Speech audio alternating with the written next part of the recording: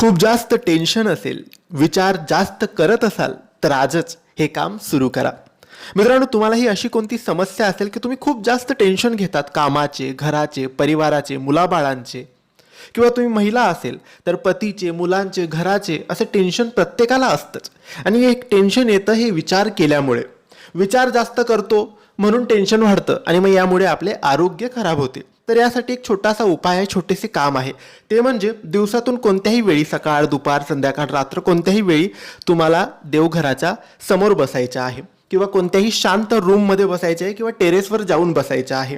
त्यानंतर डोळे बंद करायचे आणि शरीर एकदम शांत करायचं, डोकं शांत करायचं आणि डोळे बंद करून स्वामींना आठवायचं की स्वामी दिसतात कसे.